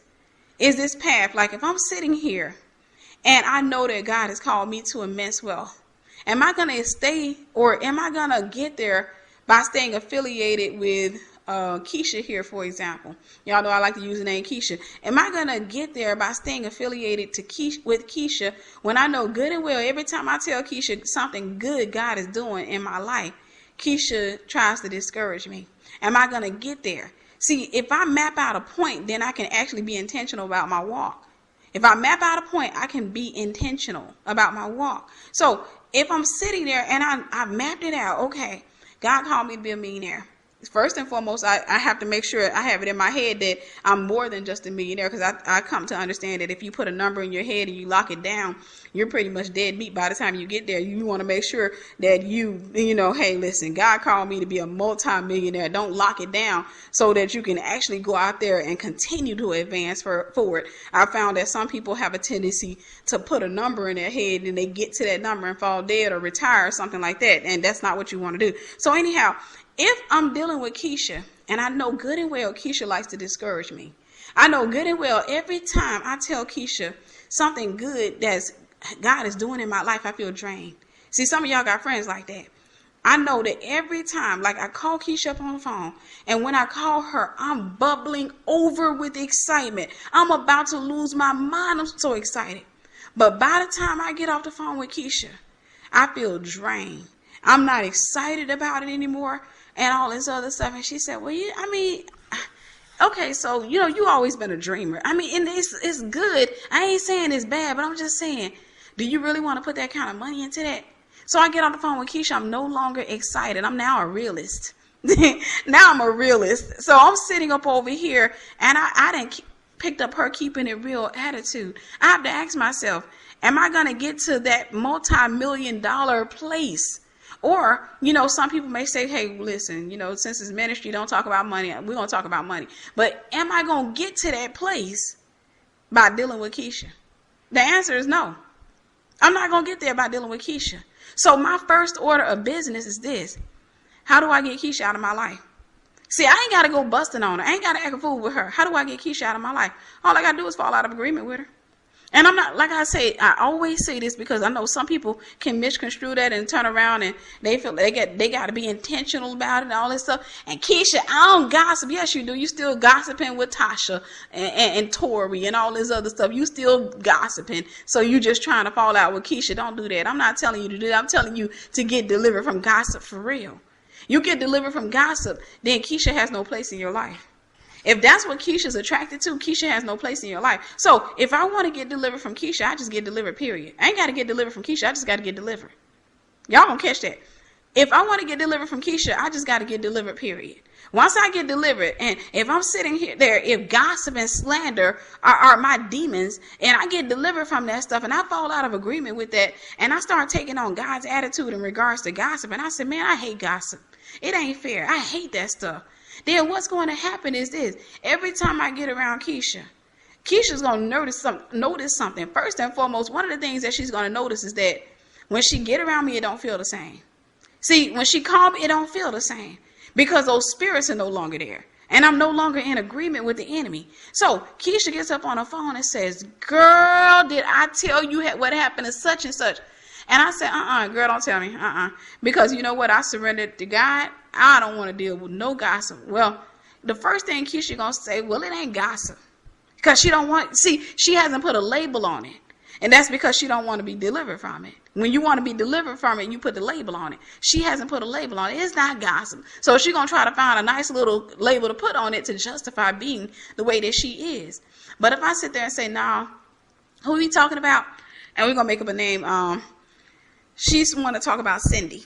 She's like, girl, Cindy came in the office today. I don't want to hear about that. So what happened with you today in the office? Oh, girl, nothing. Oh, okay. See, let's talk about firsthand stuff. So, girl, yeah, but anyhow, I'm not gossiping. I do understand. Don't get me wrong, because I'm going to tell you, these are real conversations you'll have with people. Don't get me wrong. I respect what you're trying to do and all this stuff, but I'm not gossiping or what have you. I was just trying to say that Cindy got into it with something. Yeah, that's gossip because I wasn't there. And it's none of my business who Cindy got into it with. Naturally, the human flesh wants to hear it like, what? But I just sit there and say, hey, look, that ain't none of my business. That ain't none of my business. So, mind we can bow our heads right quick. We can bow our heads right quick. What do you mean? We can bow our heads. Let's bow our heads right quick, and we're gonna go ahead and start interceding for Keisha. And who got into it? You said it was Keisha and Cindy. Okay, let's go ahead and intercede for the two of them, so we can start binding that spirit of strife that's between them. This girl is not gonna call me anymore. She's gonna call me once or twice more to test me out. I've actually seen this happen. She's gonna call me and she's gonna test me with the same old thing. She's gonna call me and test me with gossip again. And for me, I didn't have a problem with gossip, so I didn't have gossiping friends. But I had friends who had different types of issues. I had friends, for example, who just wanted to call me up and complain. And that was their stronghold. They just needed somebody to complain to. They wanted to rant every chance they got. When I actually sat there, I sat on the phone with a friend of mine, and I said, hey, listen, I've committed to God to not listening to you complain anymore. And she was like, what? I said, I've committed to God to not listening to you complain anymore because you complain too much, and I told you about that. I said, you got to stop that. You got to sit there and start speaking life. Stop allowing things. And she said, you're right. You're right. And, she was just like, okay. So the next thing you know, when I talked to her again, she went straight into complaining. And I had to stop her again. When I continued to stop her and I became consistent at that, the door closed. We never had an argument. Never disconnected, like contentiously. It was just, hey, I just refused to listen to her gossip anymore. So I found out my role in her life was just to be a listener. I was just basically a toilet. That was just somebody she can come call and dump on. So when she called me up on the phone and I stopped listening to the gossip, she stopped calling me. And, I went through the whole thing of, okay, I ain't heard from her in a while. And I call her and I go to her voicemail. So the thing was, I didn't have to have an argument. I just needed to fall out of agreement with her. Where in the revelation are you? Where in the revelation are you? Somebody gonna catch on to this message. If you have a problem with, let's say, sabotaging relationships, you need to get revelation. You don't need to just identify the spirit of sabotage. You need to identify the spirit that let the spirit of sabotage you in. You got to trace it back. It's basically like taking the domino effect and picking the dominoes up one domino at a time. What knocked it down? Trace it all the way back. You got to find out what allowed that spirit in your life. Otherwise, you'll kick the demon out, but you won't kick his friends out. And his friends will turn around and let it back in. So you got to get to the point where you can actually look at your life and say, okay, that's the spirit of sabotage. Spirit of sabotage is not a demon that comes in just on his own. It's usually accompanied by other demons. As a matter of fact, other demons stand as a platform for it. So how do I find out how the spirit of sabotage got into my life? Easy. You sabotaging relationships, then 9 times out of 10, it got in through a relationship. Maybe it was your relationship with your parents. It's sabotaging your relationships. Maybe it was your relationship with some friends of yours. It got in some way or another. So you trace it back to relationships. And then you start looking in the relationships and you can find other things that are lurking. The spirit of rejection, spirit of abandonment, spirit of fear. You can start finding those type of things and casting them out of your life. Once you locate them and you put a label on them and you say they're not good. Once you say, I don't want you, which we call renunciation, you can actually effectively do deliverance on yourself. Y'all got to hear that. You can do deliverance on yourself. Once you call evil, evil, you place the label on it. And you can actually turn around and tell that thing, I don't want you. But in order to say, I don't want you, you got to fall all the way out of agreement with it. I want to talk to the girlfriends and then we're going to close. Or the wives too. You can't bring your demon-bound boyfriend or your demon-bound husband to the altar and try to get that man delivered when you're not trying to get delivered. You can't bring him and sit there and talk about everything that's wrong with him. He addicted to porn. He get mad quick. You bringing this dude to the altar, yet and still you're sitting there and you got some sensuality in you. You got a lot of things. And I'm going to tell you, sensuality is a major ranking demon. You got some stuff on the inside of you. And what's on the inside of you is actually communicating and having a relationship with what's on the inside of him. They're in a relationship. So I got to warn you. Deliverance is good for him. But I tell women all the time, look, he get to the altar, he get delivered from real, he ain't going to want you 9 times out of 10. Because what was on the inside of him was attracted to what's on the inside of you. So I highly recommend that you go to the altar first. I highly recommend you go get that stuff cast out of you first so you can sit there and say, hey, listen, now that the speck is out of my own eye, I can sit here, not only just demonic, you got to deal with the residue. A lot of times with demonic residue, it's the patterns, the systems that have been put in place in your life that you're still operating in. You can actually get delivered from demons and still operate in the same demonic system that you were in, which would actually make it easier for you to go back and get bound again. So it's just those thought patterns or what have you. People can go and say, hey, listen, I don't want the devil anymore. I don't want this. And they end up getting delivered. But if they don't get delivered from the systems, then that enemy will just come back and get back behind the wheel of the car and just take back off with them. So this girl was bringing this guy to the altar, and she's talking about all the things that's wrong with him. But if I come to her house and I go through her closet, I see some stuff up in there that shouldn't be in there. Like, why are you wearing them type of pants? And she's just like, girl, I like to show off my figure. People don't actually say that type of stuff. They just say, I think it's cute on me or what have you. I think that, they fit real nice. No, you want everybody to see them two big ham hocks on your back. That's all. You're walking around and you are releasing the same demon that your boyfriend or your husband is actually bound by. You're releasing that same demon, and you're sitting there and you're trying to get him delivered when you need to be at that altar too. You and your ham hocks. You need to be at that altar too, trying and spit that stuff up out of you, so you can sit there and say, hey, listen, I don't know why I feel like I got to do this to keep him. I don't know why. And see, I'm going to tell you something, and then again, guys, we're going to close after this. When I was in the world, I remember when I was married the first time, and I was a size 4, and I had sensuality all up in me. That demon, see, one thing I learned is that marriage does not deliver you. I learned them demons that I had, that I thought that I get married, I don't have to deal with this feeling no more. They were still there, and they were still angry, and they were still crazy. So I was sitting there, and I was married, and anytime I sat there and like this man would, let's say for example, he would upset me, I would tap into sensuality. I would tap right on into it. See, the thing was, I would find whatever different spirit that I had, and I'd tap right on into it. That's why I don't sit back and criticize him. I could talk about things I went through with him, but at the end of the day, we were both wrong. But I would tap into sensuality. There were times I would actually sit there and provoke him. There were times where I would sit there and I would brag to my friends, and I thought it was so funny. I would go out there and in my bedroom, I had full of lingerie. If I was ticked off at him, I would put something on, walk around that house and completely ignore him, just mess with his head. And he over there trying to reconcile. Let me talk to you. Nuh-uh. That was witchcraft. See, I didn't realize what I was releasing in the atmosphere. Then I'm sitting up there and I just had sensuality all up in me. I get mad at him. I put on something skimpy and go outside just to tick him off. Just to tick him off. Now I could go back and talk about, oh yeah, he was the type of guy, he liked to hit on people. Yeah, okay. Yeah, he did have that problem. But let me come and tell you what the problem I had too. I was provoking. I would provoke. I would sit there like, okay, so yeah, I think he doing this again. All right, that's all right. I would put on a little short dress. And when I say short, I'm talking about short. I put on something to provoke him to wrath. I would put on something to make him angry. I would put on something and go right out the door, especially if it was a guy in the neighborhood that I knew liked me. I go right on out the door and try to provoke him. And it worked a lot of times. I would try to provoke him. So the thing is, I had to identify what was wrong with Tiffany. I can come 1,000 times and tell you stuff that he did, but at the end of the day, I have not gotten delivered from him until I can give you the revelation of what I did.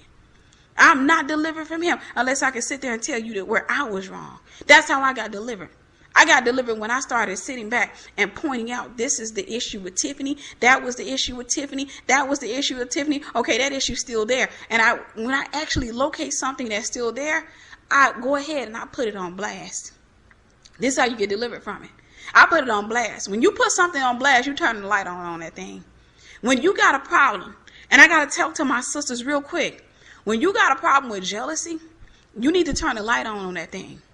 That's how you get delivered. You don't try to be shame and get delivered in secret. Cut the light on. Call it what it is. But look, put yourself on blast. Put yourself on blast. That's how you get delivered, because you know what? That shame, all of that stuff is going to make you say, I don't want to be this way. It's going to make you say, I don't want to think like this. That's why it upsets me when I come in contact with people who, for example, who struggle with that demon, and they sit back and they justify it. I was talking to a friend of mine earlier, and we talked about it. And both of us, we always talked about this. Like I said, I've been friends with her for about 10 years. But We always talked about, look, we had these different strongholds in life, but jealousy has never been our stronghold. Like I told her, I said, genuinely, you've never seen me act jealous towards you, and I've never seen you act like that with me.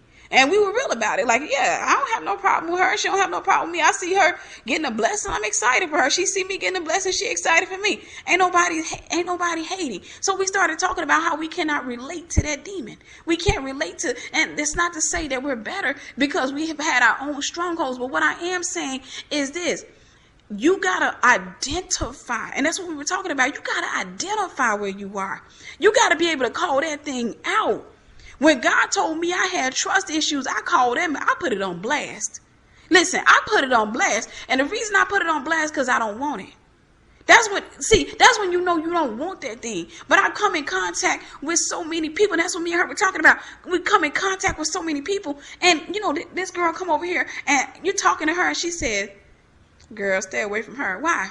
I don't like her. It's just something about her. You need to identify what that is. I'm not going to sit here and entertain you with that crap and you trying to tell me who to like and who not to like just because you got some issue, because it is just a matter of time before you recognize that I got favor on my life. It's only a matter of time before I'm sitting up here and you over there in the corner telling somebody else to stay away from me. The devil is a lie. No, I'm going to talk to you. Why? Why do I need to stay away from her?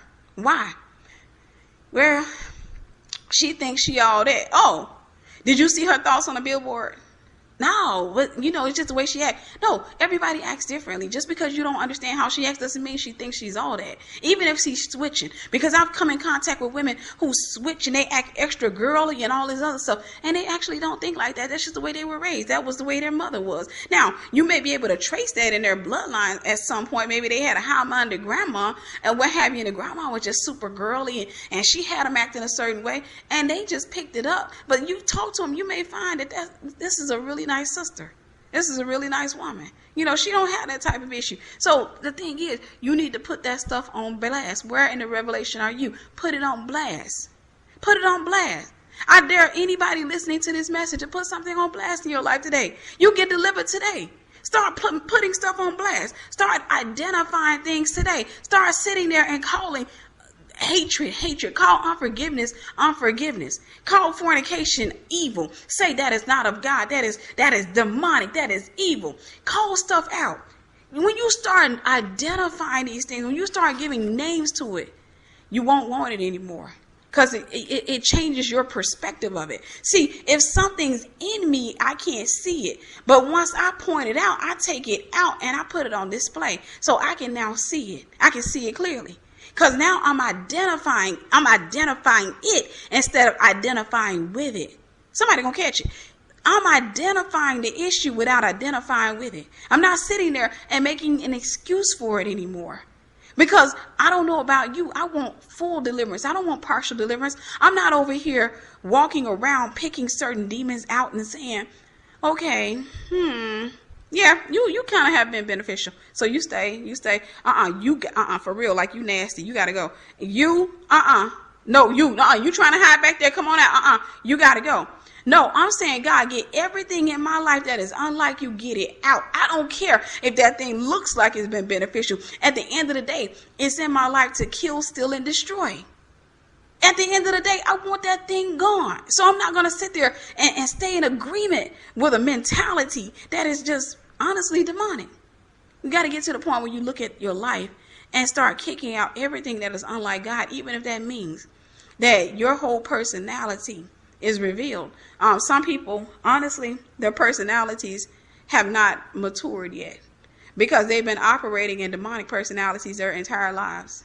From the time they were children, their personalities, their character has not developed because they've never really operated in themselves. They're very childlike because their whole life they've been oppressed. And that's very, I'll say that's especially true for people who have been Ahabbed, people who had Jezebel mothers, for example. And I'm not talking about in all cases. I'm talking about in some cases where they had a Jezebelic mother and she managed to get fear into them and she managed to break them.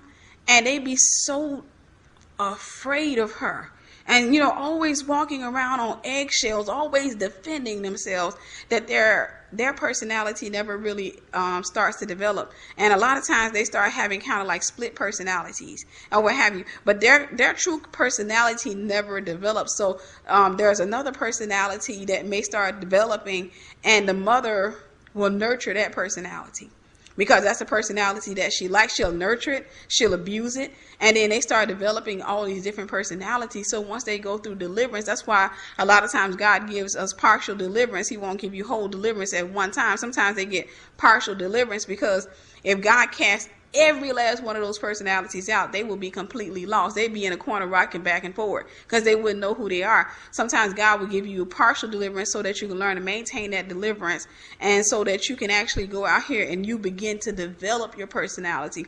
And then as your personality begins to strengthen, you start getting more and more deliverance, to the point where you actually come into agreement with God, and you say, I don't want these demons. I don't want this mindset. I don't want this lifestyle. I don't want to be a victim anymore. I'm not going to constantly keep talking about what my mama did to me. It is what it is. Hey, I'm a grown woman now. I'm not going to constantly keep talking about all of the bad things that I've gone through. It is what it is. My revelation right now is that I'm responsible for Tiffany. I'm responsible for, or whatever your name is. I'm responsible, and God is responsible. So what I just need to do is concentrate on being the best person that I can be. I don't need to concentrate on what your issue is. That's your problem. That's between you and God. Even if you point your issue at me, that is not my problem unless I make it my problem. That is not my problem. So where in the revelation are you? That's what I want you guys to come to. Well, anyhow, guys, I hope this message blessed you. I want to go ahead and talk to you real briefly. I got a course that I'm running right now. I want to apologize to you guys because I haven't been on here, so you guys probably don't know about it. Some of you who follow me on Periscope or on Facebook, you do know I have a course called Marriage Prep University. We are actually in our second week. We're having our second class tonight. Marriage Prep University is $9.99. It is a 3-week course. It is an awesome course. Last week we did a teaching. I think we started talking about the government of marriage last week. Tonight we're having another class. We were supposed to have the class on Monday night, which is actually nighttime here right now, middle of the night. But we were actually supposed to have the class then, but I didn't, so I rescheduled it for tomorrow night. The course is $9.99. Once the course is over with, I'm going to likely sell the course for $29.99. I do want to make sure that I'm fair to you guys, because I have told everybody else, and I haven't been on YouTube for a while. So you can actually go ahead and get in if you want to. We're having classes tonight at 9 p.m. Eastern Standard Time. I'll make sure that I have a link in the information section. You'll just have to get caught up. And getting caught up is not a big deal, guys. You'll basically just be watching a video, and there's another recording that I sent out. You'll be added to the message board, and you'll be able to come in tonight and catch tonight's message. And if you happen to look at this video, probably within the next week, the class is going to end on October, I think it's October 9th is the last day. So if you catch it after that, then of course you have to get it for $29.99. But all the way up to October 9th, I'm going to go ahead and make sure that I let you guys get in. If you want to, you just have to watch the catch-up videos and all this other stuff. So that's October 9th, 2017. If you're watching this next year, I'm not talking about 2018. I'm talking about 2017. So I want to make sure you guys are able to come in to the class if you want to. And what we're basically doing is getting ready for marriage. Like I told you last week, we had a powerful teaching called Marriage, the Government of Marriage and everything. And we got the message board together. We're having a good time. The ladies are getting to know each other. It's really awesome. So if you guys come in, that's great. If I get enough of you in, I may even extend it for another week. So anyhow, guys, the link is in the information section if you want to join. So anyhow, I'll talk to you guys later. I love you. I hope this message blessed you, and God bless you.